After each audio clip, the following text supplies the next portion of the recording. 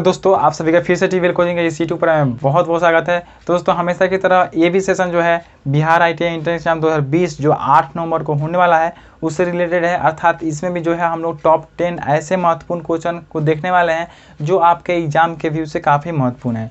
तो आई होप आप इस वीडियो को अंत तक देखिएगा। और हाँ दोस्तों, चैनल पर नए हैं तो सब्सक्राइब करके बेल आइकन को ऑन कर लीजिएगा ताकि और भी अदर वीडियो का नोटिफिकेशन सबसे पहले आप तक जाएगा और आप आसानी से हमारे हर वीडियो को देख पाइएगा। तो आई होप आप हमारी बातों को अंडरस्टैंड कर गए होंगे। तो चलिए शुरू करते हैं और देखते हैं आज का फर्स्ट क्वेश्चन क्या है। तो फर्स्ट क्वेश्चन आप स्क्रीन पर देख पा रहे होंगे दोस्तों।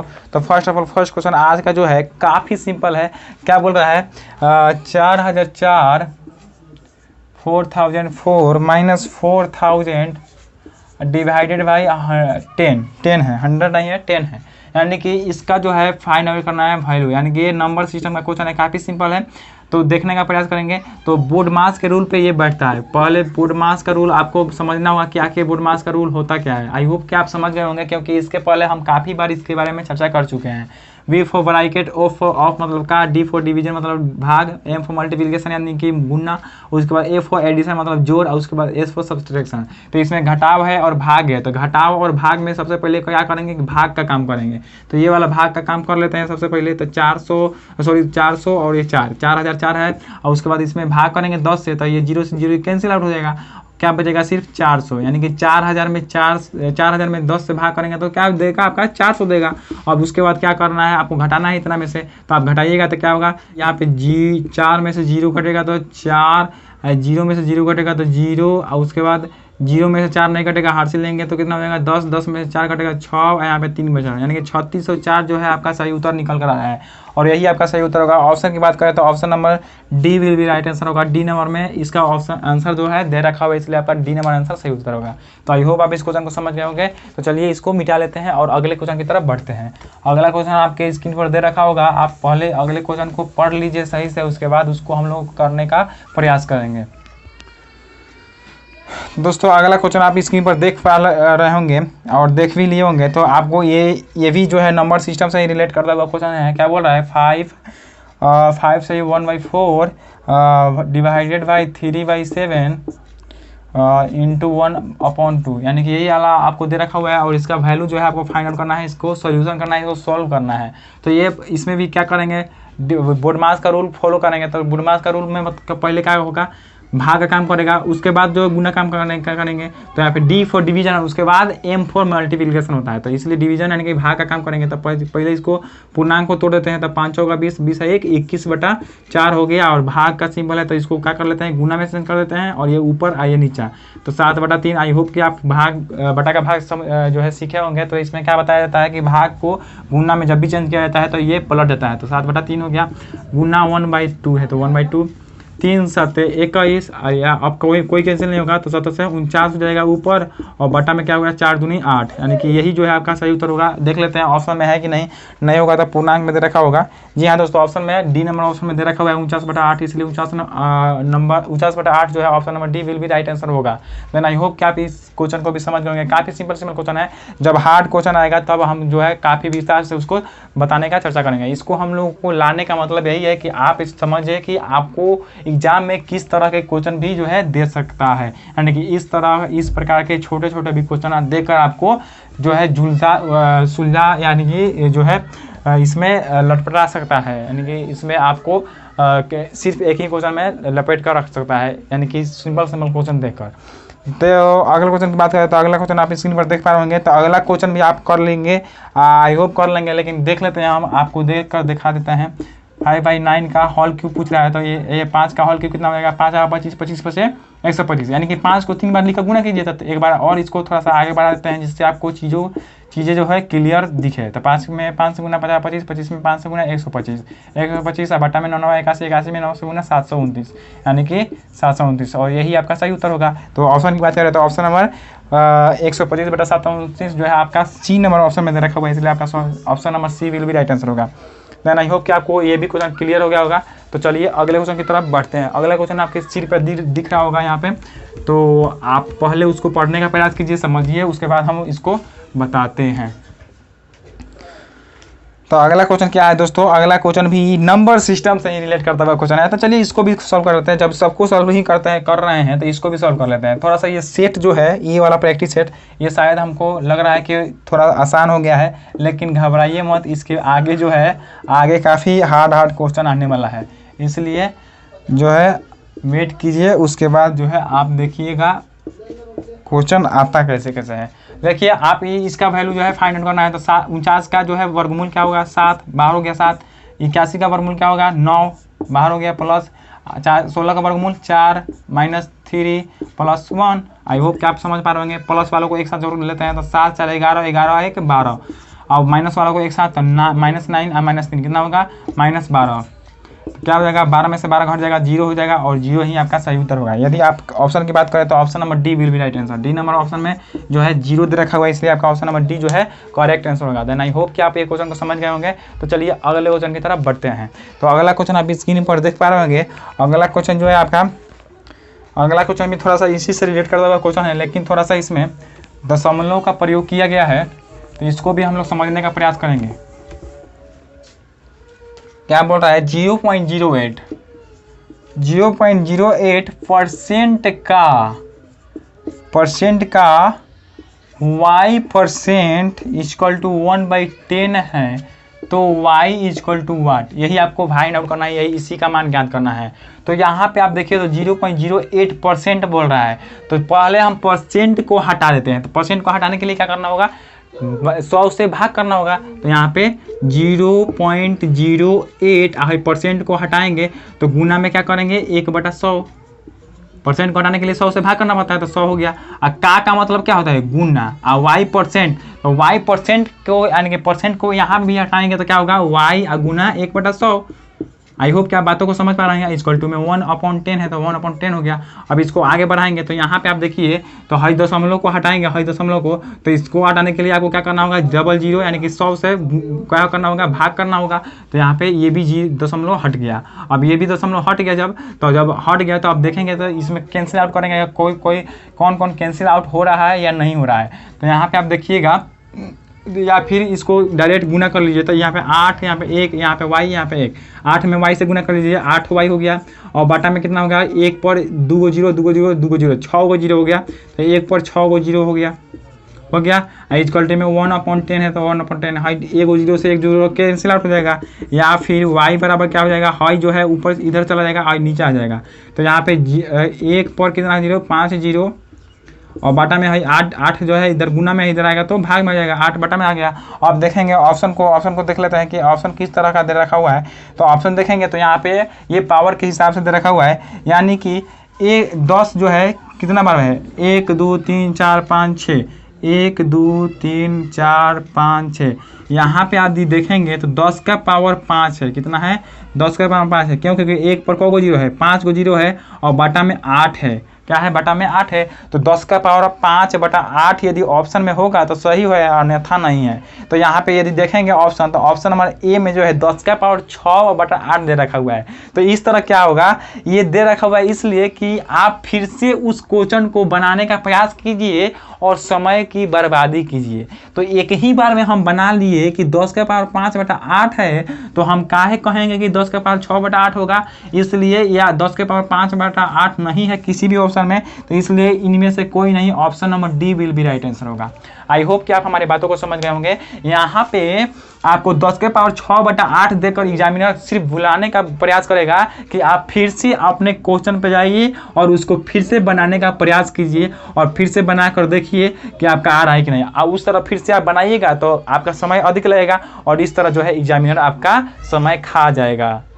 इतनी यही समझिए, जो है सिंपल लैंग्वेज में कि खा जाएगा। तो आपका ये 10 के पावर 5/8 कोई भी ऑप्शन में नहीं मिल रहा है, इसलिए आपका option number D will be right answer होगा। देन आई होप कि आप इस क्वेश्चन को समझ गए होंगे। तो चलिए अगले क्वेश्चन की तरफ बढ़ते हैं।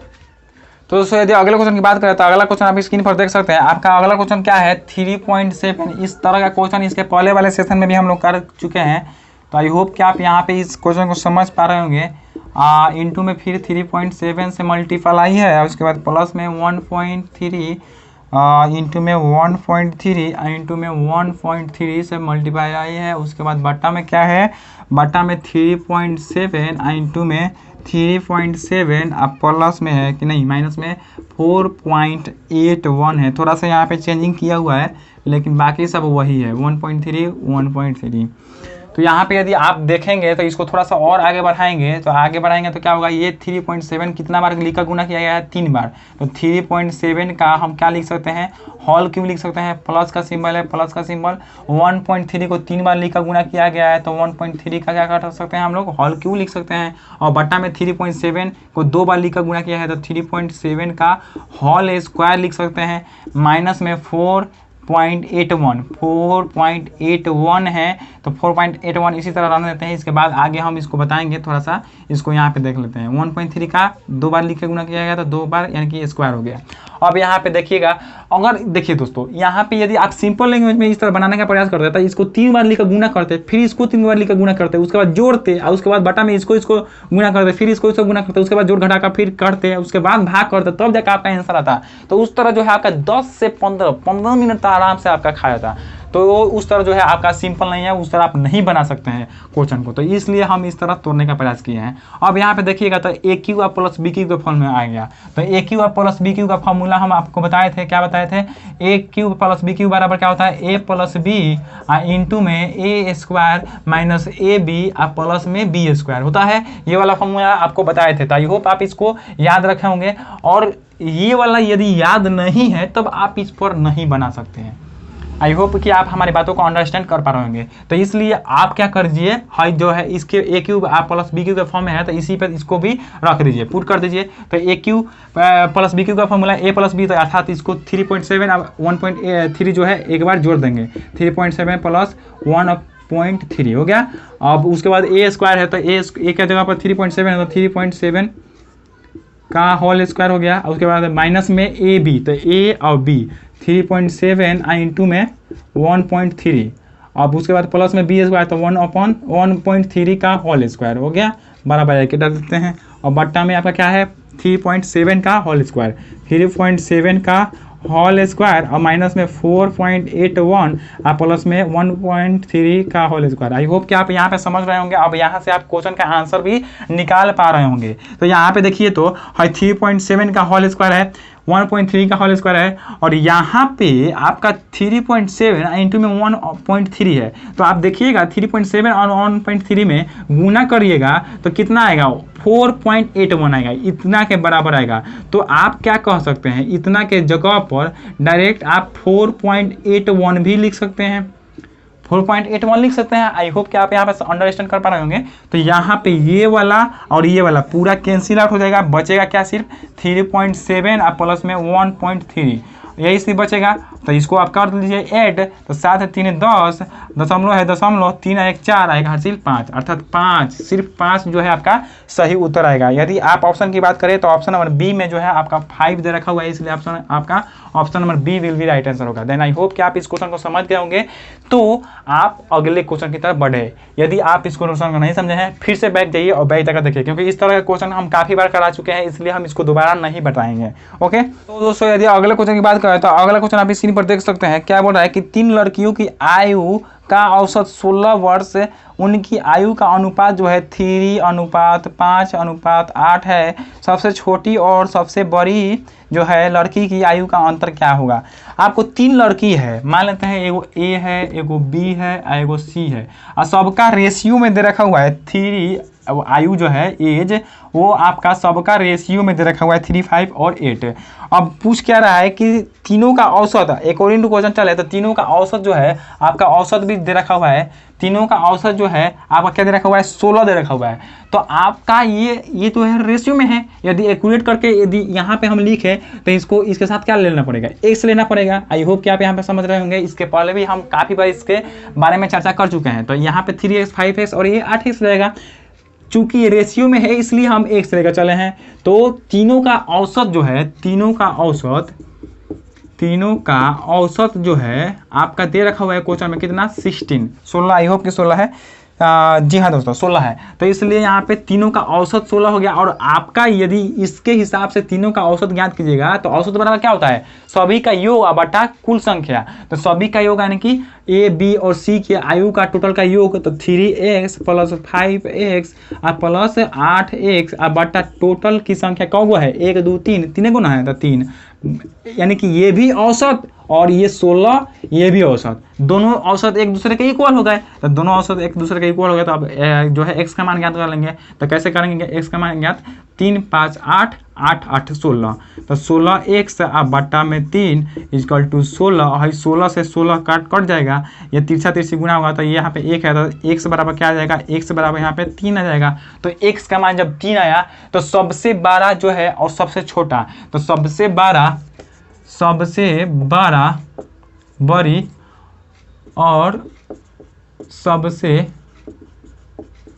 छोटी की अंतर लिख दीजिए। सबसे छोटा और सबसे बड़ा का अंतर, तो सबसे बड़ा इसमें कौन है, बी है, सॉरी सी है सबसे बड़ा, तो सबसे बड़ा सी या फिर सबसे पहले सी लिख देते हैं। और उसमें सबसे छोटा कौन है, अनुपात में 3x है, तो इसलिए ये 3x किसका है, a है, तो a सबसे छोटा है। तो c माइनस a, तो c का मान क्या है आपका 8x, तो 8x हो गया, और a का मान क्या है 3x, तो माइनस में 3x, तो 8x में से 3x घटेगा तो कितना होगा 5x होगा, और x का वैल्यू 3 है, तो x की जगह पर आप यदि 3 रखिएगा तो 5 × 3 इक्वल टू 15 आएगा, और यही आपका सही उत्तर होगा। तो 15 जो है आपका सबसे बड़ा और सबसे छोटा जो है लड़की है उसका अंतर आएगा। यदि आप ऑप्शन की बात करेंगे तो ऑप्शन जो है बी नंबर ऑप्शन सही उत्तर होगा, option number B will be right answer होगा, बी में सही उत्तर दे रखा हुआ है। तो आप यहाँ पे देखिएगा ऐसे आए हैं और फिर उसके बाद ऐसे बनाए हैं, तो यहाँ पे क्या होगा आपका B number option 15 will be right answer होगा। तो आई होप आप इस क्वेश्चन को समझ गए होंगे। आपको क्या दे रखा हुआ था, ए और बी और सी का रेशियो दे रखा हुआ था। अब रेशियो को उठाकर यहाँ पर रखना है, इसलिए हम इसको एक्स के साथ लेकर यहाँ पर रखेंगे। तीनों का औसत दे रखा है 16, तीनों का औसत रेशियो में क्या होगा, ये इतना होगा, और इधर रेशियो में जो है एक्यूरेट वैल्यू 16 दे रखा हुआ है। तो इस तरह हम एक्स का मान निकाल दिया, एक्स का मान निकाल दिया तो सबसे बड़ा औसत में क्या जो है अनुपात में कौन है, सी है, और सबसे छोटा अनुपात में ए है। तो सी और ए का अंतर क्या हुआ, 8 में से 3 घटेगा 5x, तो 5 x का मान जो है 3 है, तो 5 में x का मान 3 से गुना कर देंगे तो 15 विल बी राइट आंसर होगा। देन आई होप आप इस क्वेश्चन को समझ गए होंगे। चलिए अगले क्वेश्चन की तरफ पढ़ते हैं। तो दोस्तों यदि अगले क्वेश्चन की बात करें तो अगला क्वेश्चन आप स्क्रीन पर देख सकते हैं। क्या बोल रहा है कि एक व्यापारी ने 1 दर्जन साइकिलें 8880 रुपया में खरीदी और प्रति साइकिल 888 रुपया में बेची, उसके लाभ प्रतिशत कितना है, यानी कि लाभ परसेंट ज्ञात करना है। पहले खरीदा कितना, व्यापारी ने 1 दर्जन मतलब कि 12 गो साइकिल, 12 साइकिल खरीदा लिख देते हैं जिससे चीज़ें क्लियर रहे हम लोगों का। खरीदा कै रुपया में खरीदा, आप देख सकते हैं 8880 रुपया में खरीदा। कितना रुपये में खरीदा, 8880 रुपये में 12 गो साइकिल खरीदा। तो 12 गो साइकिल 8880 रुपये में खरीदा, तो आप यदि यहाँ से एक गो साइकिल का दाम निकालिएगा, एक साइकिल खरीदा, एक साइकिल का दाम निकालिएगा तो कितना आ जाएगा आपका 8880 बटा में 12 हो जाएगा, क्योंकि एक साइकिल का दाम निकालना है। तो 12 से यहाँ पे भाग करेंगे तो कितना होगा, 12 पे 60 बरछक 84, और उसके बाद 4 बरचौक 48, यानी कि 740 रुपया जो है एक साइकिल का क्रय मूल्य होगा। क्रय मूल्य कह दीजिए यहाँ पे डायरेक्ट, एक साइकिल का क्रय मूल्य जो है आपका 740 रुपया हो गया। एक साइकिल का खरीदने वाला मूल्य कितना हुआ, 740 रुपया। अब देखिए अगले स्टेप में क्वेश्चन में क्या बोल रहा है कि बेचा कितना में, प्रति साइकिल 888 रुपया में बेचा, और बेचा है कितना में, एक साइकिल जो है बेचा, एक साइकिल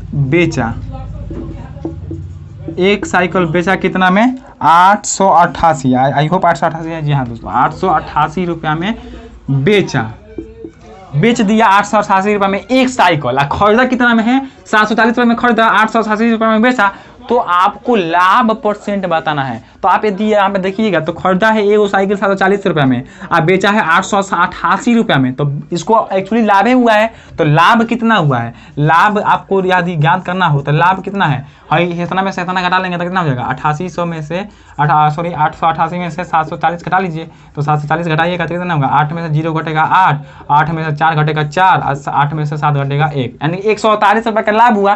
तो लाभ 148 रुपये का हुआ, लेकिन आपको परसेंट में पूछ रहा है कि परसेंट लाभ कितना हुआ, तो परसेंट लाभ बराबर आपका क्या होता है, लाभ गुना 100 बटा क्रय मूल्य, यही ना होता है। तो लाभ हुआ कितना, 148 रुपया, 148 रुपया गुना 100 बटा क्रय मूल्य कितना है, एगो साइकिल का 740 रुपये, तो 740 रुपये बटा में हो गया।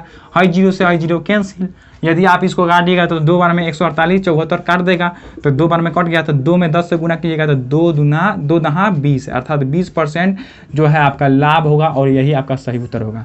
देन आई होप कि आप इस क्वेश्चन को समझ गए होंगे। यहाँ पे ऑप्शन की बात करें तो ऑप्शन नंबर बी जो है सही उत्तर होगा, option number B will be right answer होगा। देन आई होप आप इस क्वेश्चन को समझ गए होंगे।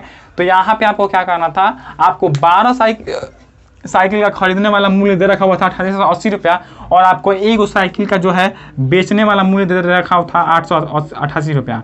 तो आप यहाँ से एक साइकिल का खरीद मूल्य ज्ञात कर सकते हैं, और उसके बाद जो है लाभ ज्ञात करेंगे। तो लाभ क्या होगा, क्रय मूल्य में से विक्रय मूल्य को घटा दीजिए, विक्रय मूल्य में से क्रय मूल्य को घटा लीजिएगा, तो लाभ आ जाएगा आपका 148, और 148 लाभ हो गया। तो लाभ परसेंट ज्ञात कीजिएगा, तो लाभ परसेंट बराबर क्या होता है, लाभ गुना 100 बटा क्रय मूल्य, तो लाभ 148 गुना 100 बटा क्रय मूल्य 740, तो 740 बटा में हो गया। इस तरह आप कैंसिल आउट वगैरह कीजिएगा तो आपका 20% विल बी राइट आंसर होगा। देन आई होप आप इस क्वेश्चन को समझ गए होंगे।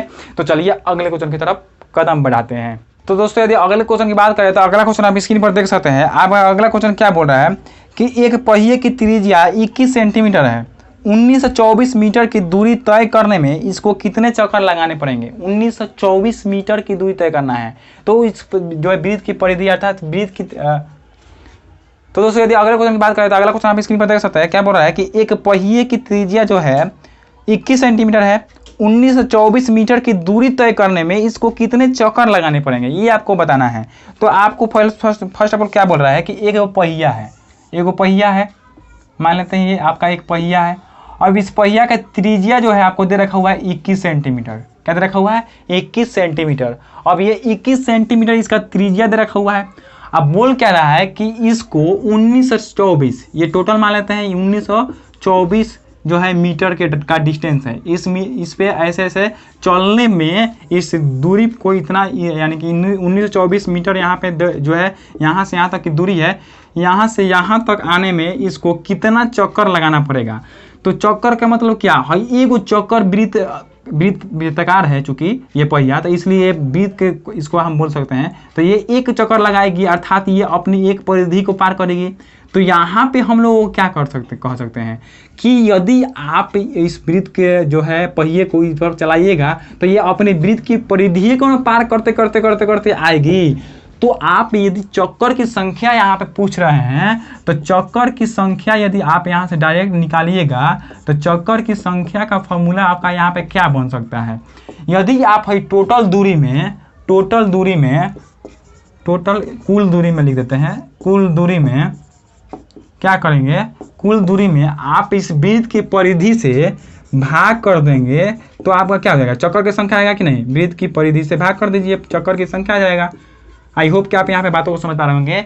यहाँ पे क्या कह रहा है, एक पहिया है, पहिया का त्रिज्या 21 सेंटीमीटर दे रखा हुआ है। अब बोल क्या रहा है कि इसको 1924 मीटर की दूरी तय करने में इस पहिए को कितना चक्कर लगाना पड़ेगा। तो ये वृत्त की जो वृत्त है, वृत्ताकार पहिया है, ये जो आएगी यहाँ तक, तो ये अपने परिधि को पार करते यहाँ पे आएगी। तो अर्थात आप चक्कर की संख्या का यदि फॉर्मूला हमसे पूछे तो हम क्या बता सकते हैं, या फिर आप क्या कह सकते हैं कि कुल दूरी, यहाँ तक की दूरी में इसकी एक परिधि में कितना दूरी तय हो रहा है, उसकी दूरी को से भाग कर देंगे तो आपका चक्कर की संख्या आ जाएगा। तो फर्स्ट ऑफ ऑल हम लोगों को क्या करना होगा, कुल दूरी तो आपको 1924 दे रखा हुआ है, लेकिन वृत्त की परिधि नहीं दे रखा हुआ है, त्रिज्या दे रखा हुआ है। तो आप क्या कर लीजिए, वृत्त का त्रिज्या से परिधि ज्ञात कर लीजिए। तो परिधि बराबर आपका यहाँ पे क्या हो जाएगा, परिधि आप ज्ञात कीजिएगा तो क्या हो जाएगा, 2πr होता है, तो 2πr और 2 इंटू में पाई का मान 22/7, आर का मान कितना होगा 21 हो गया। एक ये 70 का 21, 3 बार में कैंसिल। आप गुना कर दीजिए तो 22 22 दूना 44, 44 में 3 से गुना कीजिएगा तो कितना होगा, 44 में 3 से गुना कीजिए, 4 3 12, 4 3 12, 4 3 12 1 13, 132 आया, अर्थात 132 सेंटीमीटर आया। क्या आया, सेंटीमीटर में आया। 132 सेंटीमीटर जो है आपका इस वृत्त का परिधि आया।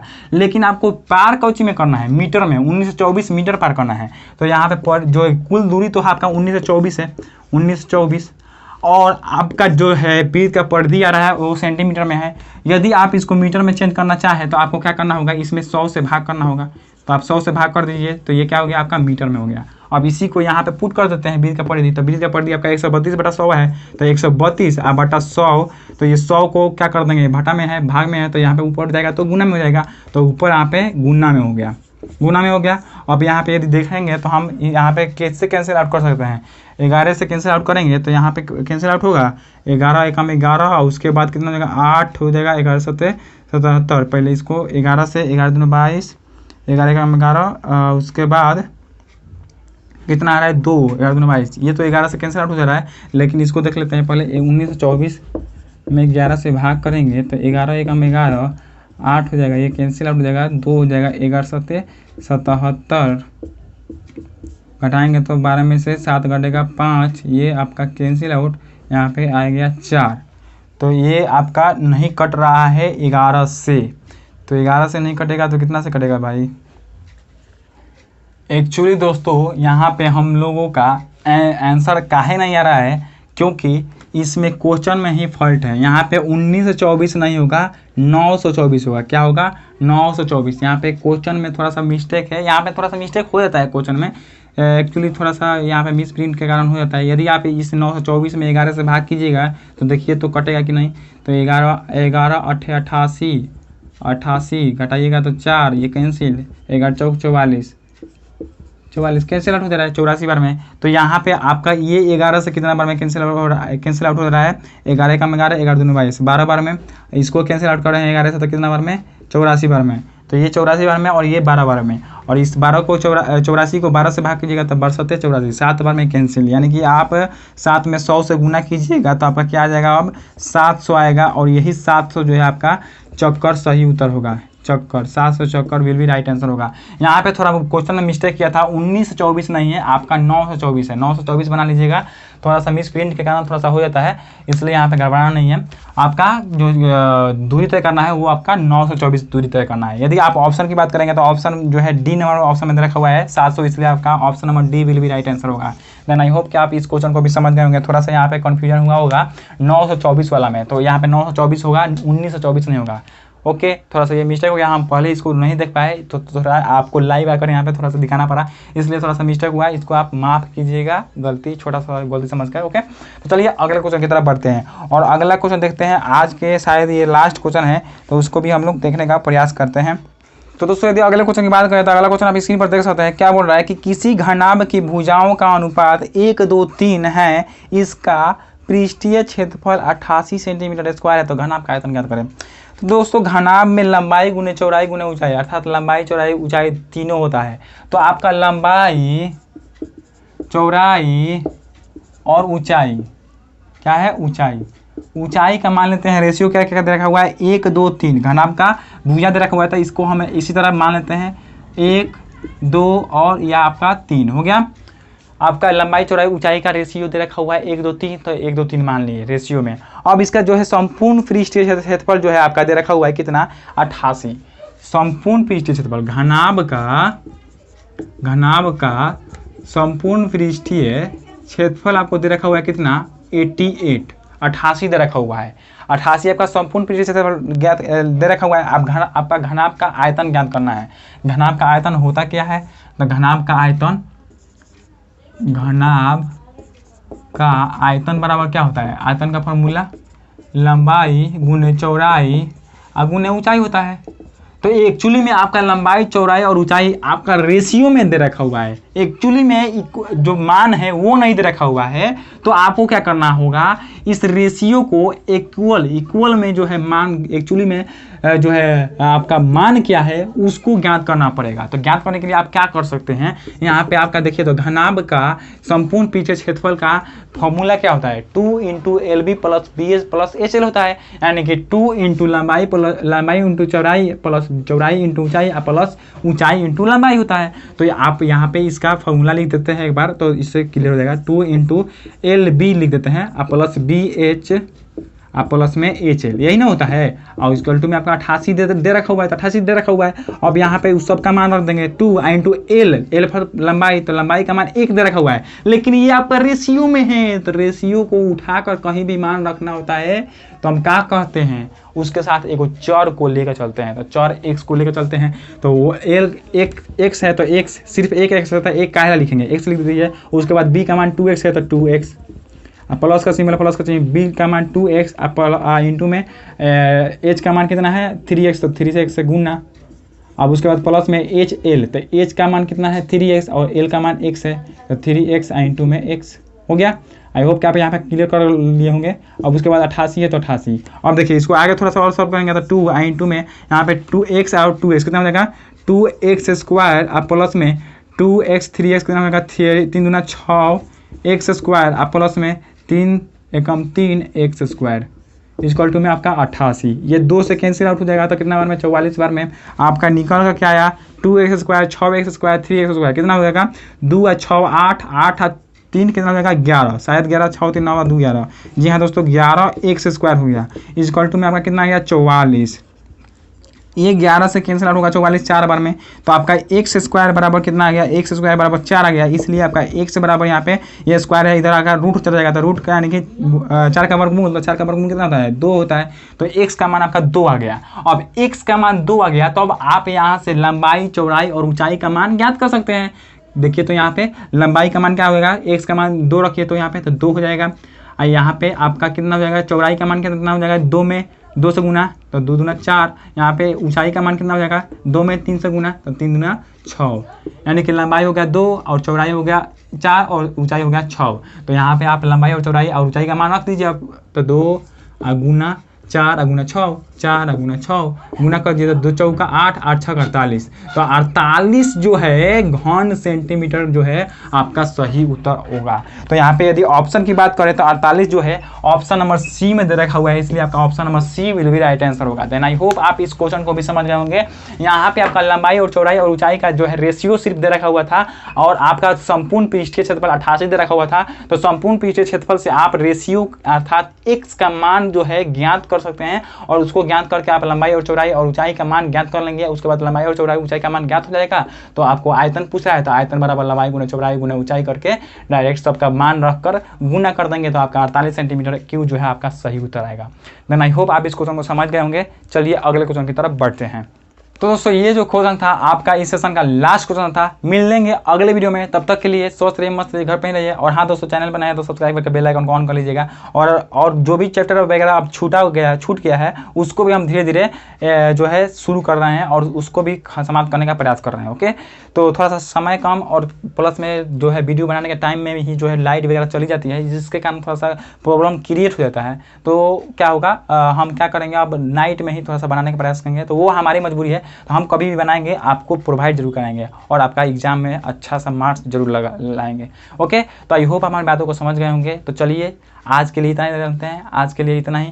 चैनल पर नए होंगे तो सब्सक्राइब कर दीजिएगा, बेल आइकन को ऑन कर लीजिएगा और अधिक से अधिक लोगों में भी शेयर कर दीजिएगा, और जो है लाइक का बटन भी दबा दीजिएगा, ताकि जो है आपके पास सबसे पहले नोटिफिकेशन जाएगा। क्योंकि आप लाइक का बटन दबाइएगा तो यूट्यूब को भी लगेगा कि हाँ ये वीडियो जो है अधिक से अधिक मात्रा में चल रहा है, तो आपके पास सबसे पहले इस वीडियो को प्रोवाइड कराने का प्रयास करेगा यूट्यूब। ओके, तो आई होप आप हमें बातों को समझ गए होंगे। तो चलिए आज के लिए इतना ही, धन्यवाद, जय हिंद।